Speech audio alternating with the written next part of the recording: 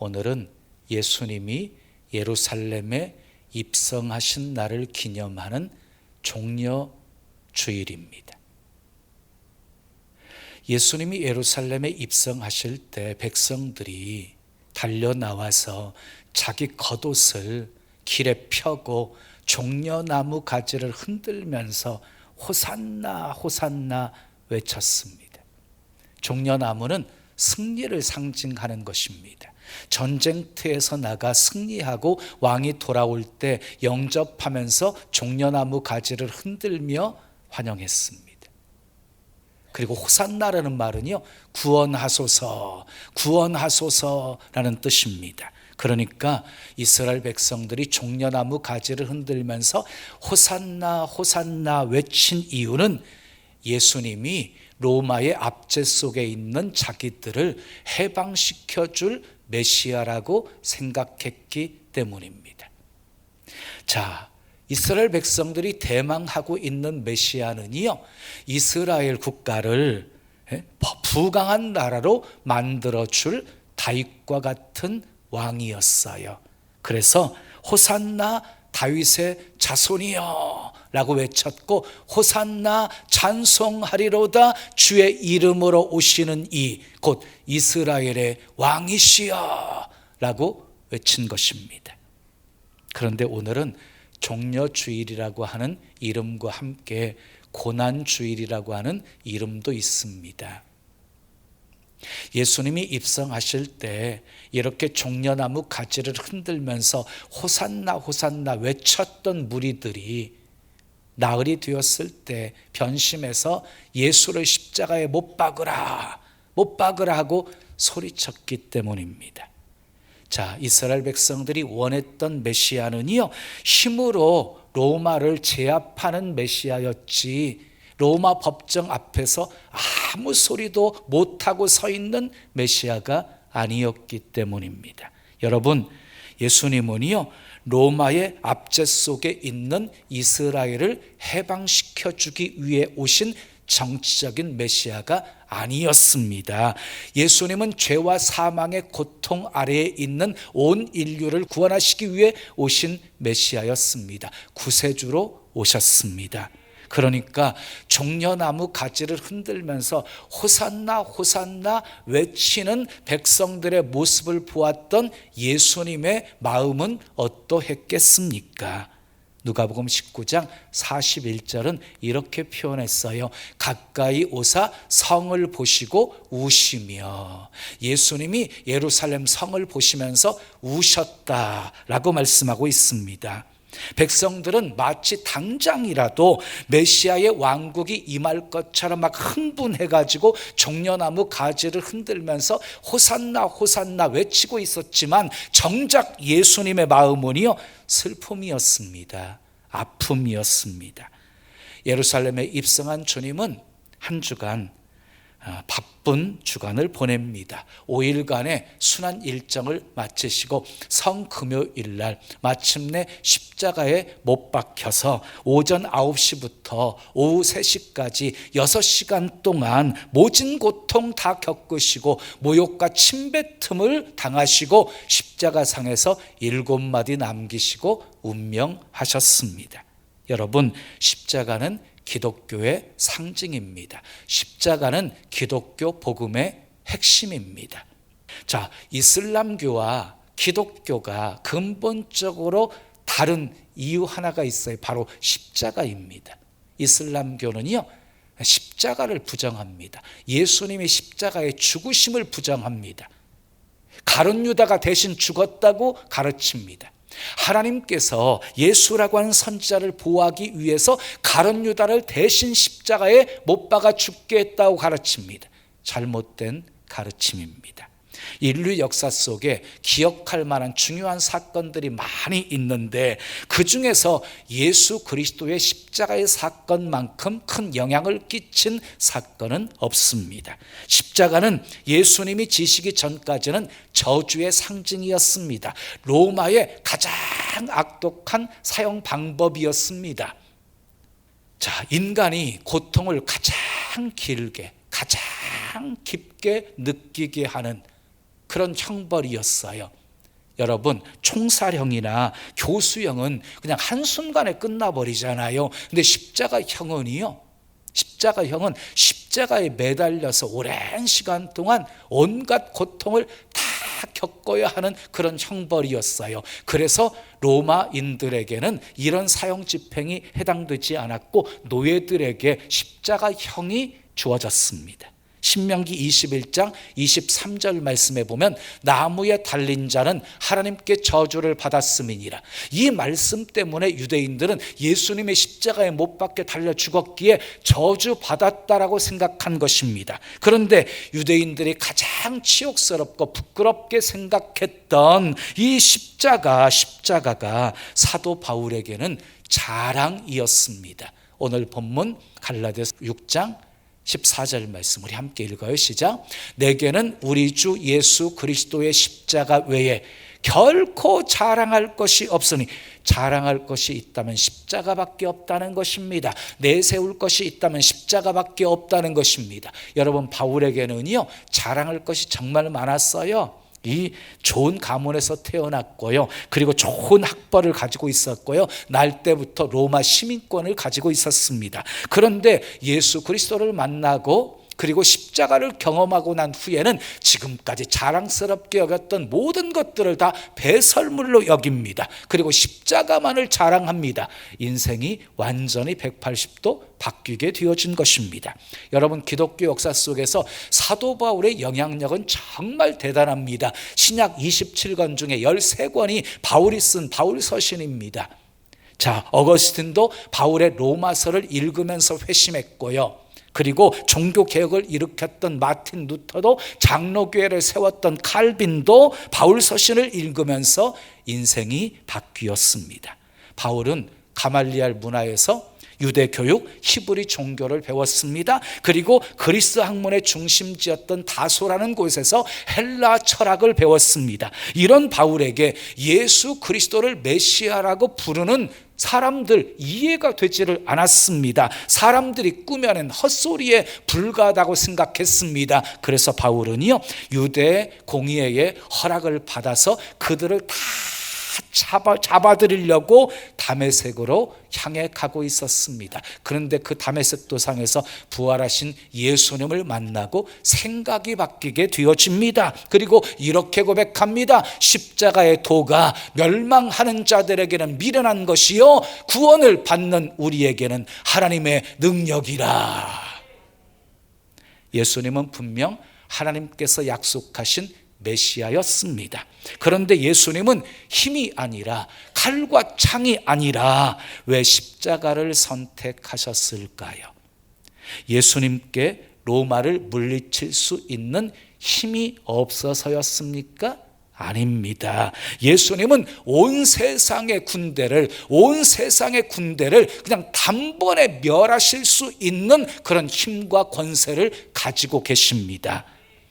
예수님께서 겟세마네 동산에서 잡혀가실 때 베드로가 칼을 뽑아가지고 제사장의 종의 귀를, 말고의 귀를 떨어뜨려 버리지요. 그때 예수님께서 베드로에게 이렇게 말씀하십니다. 내 칼을 도로 칼집에 꽂으라.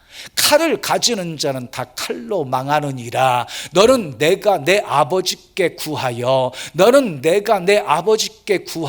지금 12군단 더 되는 천사를 보내시게 할 수 없는 줄로 아느냐. 내가 만일 그렇게 하면 이런 일이 있으리라 한 성경이 어떻게 이루어지겠느냐 하시더라. 예수님은요 하나님의 뜻을 이루시기 위해서 힘과 권세를 사용하지 않으셨어요. 십자가에 죽으시는 것이 대속제물 되는 것이 하나님의 뜻임을 알았기 때문이었어요. 자, 당시 한 군단은 약 6,000명 가량 되어집니다. 6,000명. 그러면 12군단이라고 한다면 72,000 천사를 동원할 수 있다는 말이지요. 여러분, 한 천사의 힘이 얼마나 대단한 줄 아십니까? 열왕기하 19장을 보게 되어지면은요, 한 천사가 아수르 군대 18만 5천 명을 하룻밤에 죽이는 이야기가 나와요. 한 천사가 아수르 군대 18만 5천 명을 칠 수 있는 능력이 있다면 7만 2천이나 되어지는 천사가 가지고 있는 힘은 상상할 수도 없는 어마어마한 힘인 것이지요. 예수님께서는요, 그 정도의 천사를 부릴 수 있는 힘과 권세를 가지고 있었습니다. 이런 예수님께서 왜 십자가를 지셔야만 했습니까? 왜 쉽고 멋지고 화려한 방법을 마다하고 부끄럽고 고통스럽고 결국은 죽음으로 끝나는 십자가를 선택했느냐는 것입니다. 십자가 말고는 우리를 구원할 방법이 없어서였습니까?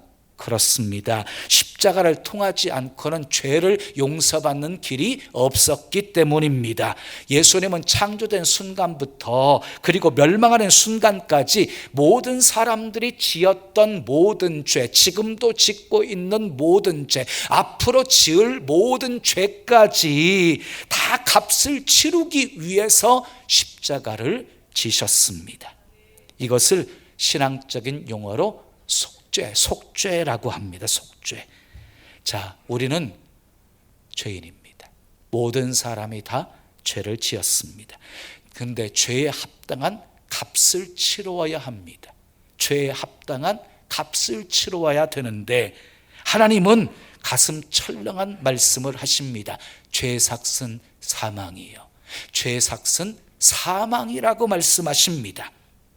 여러분, 사람은 모두 죽습니다. 성경은 이것을 첫 번째 사망이라고 합니다. 그런데 그 첫 번째 사망으로 끝나지 않습니다. 자, 히브리서 9장 27절을 보십시오. 한 번 죽는 것은 사람에게 정해진 것이요 그 후에는 심판이 있으리니, 이렇게 말씀했습니다. 그러니까 사망 후에 모든 사람은 하나님의 심판대 앞에 서게 되어진다는 것입니다. 이 심판을 통해서 모든 사람은 두 번째 사망, 영원한 사망의 심판을 받게 됩니다.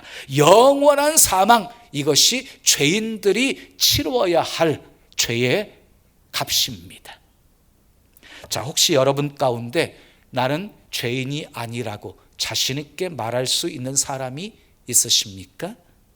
살인과 간음과 도둑질만 죄라고 한다면 나는 죄가 없습니다라고 말할 수 있는 사람이 있겠지요. 그러나 성경은 미워하는 것도 죄요, 음란한 마음을 품는 것도 죄요, 그리고 탐심도 죄요, 교만한 마음도 죄요, 거짓말하는 것도, 미워하고 시기하고 질투하는 것도 다 죄요. 더 심지어는요, 부모를 거역하는 것도 죄고, 믿음을 쫓아하지 아니하는 것도 죄고, 선을 행할 줄 알면서 행하지 않는 것도 죄라고 말씀하고 있어요.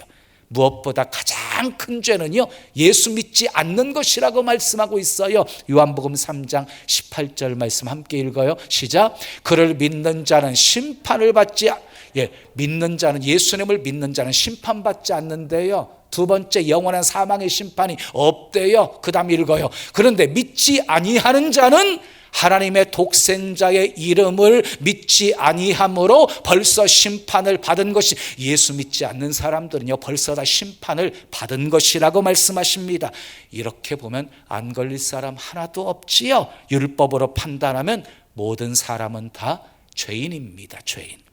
물론 끝까지 자신은 죄인이 아니라고 부인할 수 있습니다. 아니면 이렇게 반응할 수도 있습니다.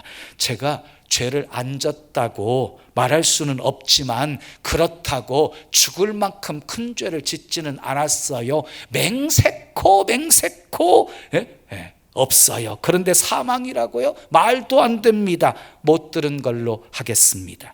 이렇게 무시할 수 있습니다. 그런데 여러분, 무시한다고 부인한다고 죄 문제가 해결되는 것 아닙니다. 우리가 살 수 있는 방법은 하나입니다. 이렇게 물어야 합니다. 하나님, 그 말씀이 정말이십니까? 그렇다면 어떻게 해야 내 죄 문제를 해결할 수가 있습니까? 내가 죽지 않고도 해결할 수 있는 다른 방법은 없는 것입니까? 이 질문에 대한 대답은, 유일한 답이 바로 십자가입니다. 십자가. 죽지 않고 죄의 값을 치르려면은요, 누가 나를 대신해서 그 죄의 값을 치러줘야 하는 것입니다. 이것이 바로 속죄입니다. 속죄. 구약시대에는 짐승이 우리를 대신해서 죽었습니다.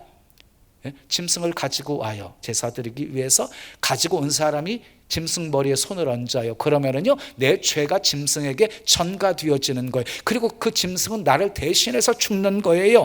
이 대속은요, 일시적이며 불완전한 것이었어요. 그래서 인간으로 오신 예수님이 친히 대속죄물이 되신 거예요. 우리들의 죄를 대신 담당하신 거예요. 이사야 53장 6절 말씀에 보면 우리는 다 양 같아서 그릇 행하여 각기 제 길로 갔거늘 여호와께서는 우리 모두의 죄악을 그에게 담당시키셨도다. 하나님께서요, 우리의 모든 죄악을 예수님께 담당시키셨다는 것입니다. 자, 히브리서 9장 12절 말씀 보세요. 염소와 송아지의 피로 하지 아니하고 오직 자기의 피로 영원한 속죄를 이루사 단번에 성소에 들어가셨느니라. 예수님은 자기 피로 영원한 속죄를 이루셨습니다. 아멘. 그리고 단번에 성소에 들어가셨습니다. 예수님이 영원한 속죄를 이루셨기에 더 이상 짐승의 피가 필요 없게 된 것입니다. 우리는 언제든지 예수님의 피를 의지하고 담대하게 하나님 앞에, 하나님 보좌 앞에 나아갈 수 있게 된 것입니다. 아멘. 십자가는요, 하나님의 공의와 하나님의 사랑을 동시에 실현했어요. 공의가 뭐예요? 범죄한 사람에게 법으로 처벌하는 것이 공의예요. 근데 사랑은요, 100번 1000번 죄를 지었어도요, 용서해 주는 것이 사랑이에요. 그러므로 공의와 사랑을 동시에 만족시켜 주기는 어려워요. 그런데 십자가는 이 두 가지를 동시에 만족시켜 주었습니다. 이것이 십자가의 신비입니다. 십자가가 멸망당하는 사람들에게는 미련한 것이지만 구원을 얻는 우리에게는 하나님의 능력, 하나님의 방법이 되었습니다. 요한복음 3장 14절 15절은 이렇게 말씀합니다. 함께 읽습니다. 모세가 광야에서 뱀을 든 것 같이 인자도 들려야 하리니 이는 그를 믿는 자마다 영생을 얻게 하려 하심이라. 여러분, 광야에서 이스라엘 백성들이 하나님을 원망하고 불평하다가 하나님이 보내신 불뱀에 물려 죽게 되었습니다. 모세가 간절히 기도했더니 노스로 그 불뱀을 만들어서 장대 위에 높이 달고 그것을 쳐다보는 자는 살리라 하고 말씀하십니다. 어떻게 되었습니까? 정말 쳐다보는 자는 살았습니다. 그런데 끝까지 쳐다보지 않은 사람들은 다 죽었습니다. 모세가 광야에서 뱀을 든 것처럼 하나님은 인류를 구원하시려고 예수님을 십자가에 못 박혀 달리게 하신 것입니다. 그리고 누구든지 예수를 바라보면 살리라 하고 말씀하셨습니다. 그렇습니다. 죄악에 빠진 사람도 예수님을 바라보면 삽니다. 아멘. 환난의 고통 속에 있는 사람도 예수님 바라보면 삽니다. 질병의 고통 중에 있는 사람도 예수님 바라보면 삽니다. 이 구원의 방법은 인간이 만들어낸 것이 아니에요. 하나님께서 인간을 구원하려고 만드신 은혜이고 축복입니다. 믿는 자마다 영생을 얻게 하셨습니다. 성경을 잘 보면은요, 이스라엘 백성들을 물어 죽게 했던 그 불뱀들은 다 복수로 기록되고 있어요. 불뱀들, 뱀들 다 복수로 쓰여지고 있거든요. 그런데 노스로 만든 불뱀은요, 단수로 쓰여졌어요. 그러니까 노스로 만든 불뱀은 여러 개 있는 것이 아니라 오직 하나였던 거예요. 여러분, 구원 얻을 수 있는 길은 오직 하나입니다. 오직 예수입니다. 크게 아멘. 그래서 사도행전 4장 12절은 이렇게 말씀합니다. 다른 이로서는 구원을 얻을 수 없나니 천하 인간의 구원 얻을 만한 다른 이름을 우리에게 주신 일이 없음이니라. 구원 얻을 수 있는 유일한 이름은 예수밖에 없습니다. 아멘. 누가 은혜를 받습니까? 누가 구원을 받습니까? 믿기만 하면 됩니다. 구원은 인간의 공로로, 선행으로, 학식으로, 그리고 돈으로, 명예와 권세로 얻는 것이 아닙니다. 울어도 안 됩니다. 힘을 써도 안 됩니다. 그러나 믿으면 됩니다. 아멘. 누구든지 십자가 밑에 나오면 구원과 영생을 얻습니다. 문제 해결도 받습니다. 아멘. 십자가는 하늘의 문제를 푸는 열쇠입니다. 십자가는 이 세상의 문제를 푸는 열쇠입니다. 십자가는 가정과 나라와 교회의 모든 문제를 푸는 열쇠입니다. 십자가만이 공의와 사랑을 동시에 만족시킵니다. 십자가만이 유일한 구원의 길입니다. 이제 십자가는 더 이상 치욕의 사형틀이 아닙니다. 그래서 사도 바울은요, 십자가만을 알기로 작정했습니다. 결코 십자가 외에는 자랑하지 않겠다라고 선언했습니다. 왜 예수님께서 칼과 창이 아니라 십자가를 택하셨는지 이제 이유를 아시겠습니까? 십자가만이 진정한 구원의 길이요, 소망의 길이기 때문입니다. 아멘. 예수님은 십자가를 지심으로 인류의 모든 죄의 값을 지불하셨습니다. 십자가를 통해서 심판의 하나님이 구원의 하나님이 되셨습니다. 용서의 하나님이 되셨습니다. 사랑의 하나님이 되셨습니다. 십자가를 통해서 절망적이고 소망이 없던 우리에게 하나님의 자녀가 되는 복을 주셨고 천국 백성이 되게 해 주셨습니다. 세상의 어떤 죄가 우리를 넘어뜨린다 할지라도 우리의 존재 가치는 절대로 변하지 않습니다. 우리가 붙잡고 있는 십자가의 가치가 우리의 가치이기 때문입니다. 그래서 우리 또한 사도 바울처럼 십자가를 자랑하며 사는 것입니다. 아멘할 준비하십시오. 십자가는 구원의 길입니다. 축복의 길입니다. 영생의 길입니다. 문제 해결의 길입니다. 승리의 길입니다. 멋진 말씀이 있어요. 골로새서 2장 15절 말씀. 함께 읽어요. 시작. 통치자들과 권세들을 무력화하여 드러내어 구경거리로 삼으시고 십자가로 그들을 이기셨느니라. 십자가로 통치자들, 권세자들을 무력화시켜버리고 그들을 구경거리로 삼으셨다는 거예요. 십자가로 그들을 이기셨다라고 말씀하고 있어요. 여러분, 십자가로 그들을 이기셨느니라. 십자가는 어떤 것도 이길 수 있습니다. 십자가 든든히 붙잡고 이렇게 선언하며 사십시오. 절망은 물러갈지어다. 걱정, 근심, 염려 다 사라질지어다. 질병은 떠나갈지어다. 저주는 물러갈지어다.